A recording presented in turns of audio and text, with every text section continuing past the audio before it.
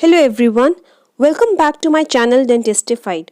So today's video is in continuation to my previous videos part 1 and part 2 of maxillary major connectors, wherein I had discussed in detail single posterior palatal bar, palatal strap, anterior-posterior palatal bar, horseshoe shaped major connector and anterior-posterior palatal strap or closed horseshoe shaped major connector. Link for those videos will be provided in the description box below for you in case you missed those videos. In today's video, we'll discuss about our last maxillary major connector, that is complete palate. So I hope you are excited about gaining some quick information about complete palate major connector. So let's begin with the video. So the complete palate major connector extends over the entire palate, okay, and it reproduces the anatomic contours of the palate.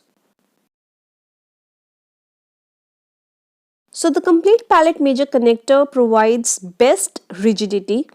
It derives maximum support from the palate. Why? Because it covers almost the entire palate, right? And it provides greatest amount of tissue coverage. I hope this is clear that because it provides greatest amount of tissue coverage, it derives maximum support from the palate and it provides best rigidity. So the complete palate major connector can be made in three forms.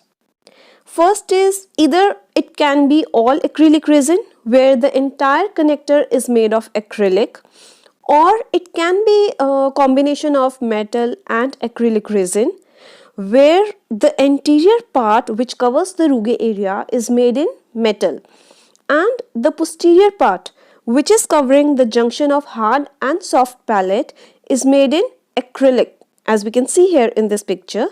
And thirdly, there is all cast metal where the entire palate is covered by a thin metal casting. Okay, major connector has less porous surface as compared to all acrylic resin. Therefore, all metal type of major connector is more resistant to colonization by harmful microbes, and it is also more resistant to discoloration.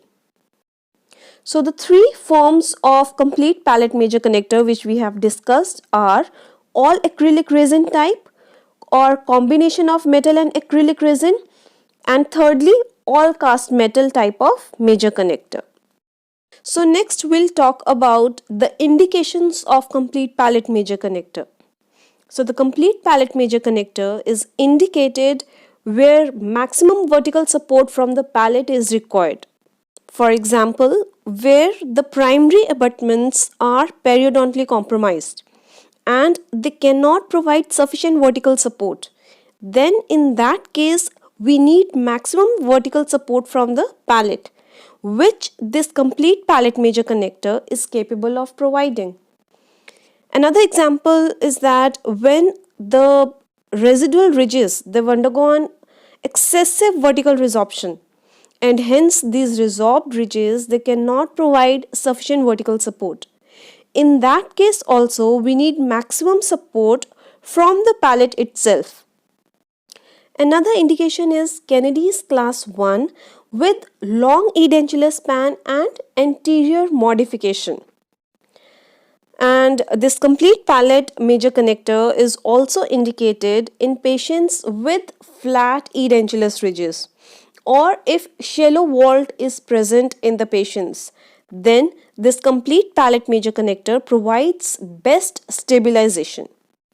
It is also indicated in patients where strong occlusal forces are present and they have greater chance of to fracture the opposing denture in the opposing arc.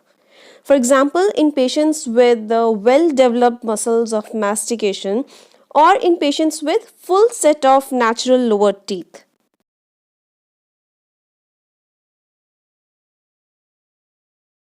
And complete palate is considered to be the major connector of choice in cleft palate patients.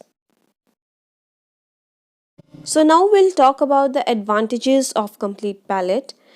Complete palate major connector provides best rigidity, support and strength, as I've already explained earlier.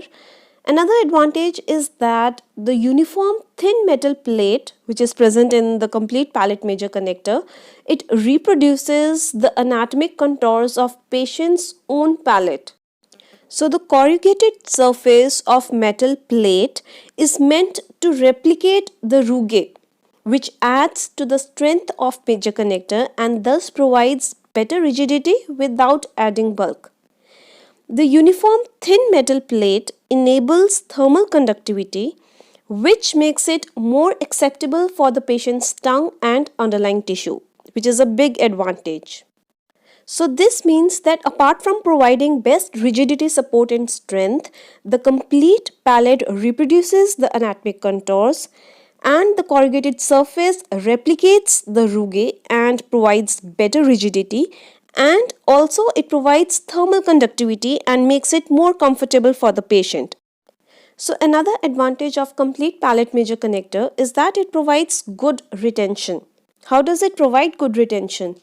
So the thing is that the uniformly thin metal plate which is present in complete palate major connector enables intimate contact with the underlying tissues. Okay, so there is this interfacial surface tension between metal and the tissues which is created, and this provides greater retention.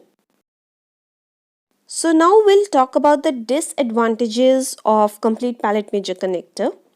So due to extensive tissue coverage, sometimes adverse soft tissue reaction may occur, like soft tissue hyperplasia, which is seen in the patients if they have poor oral hygiene and the denture is being worn for prolonged time periods.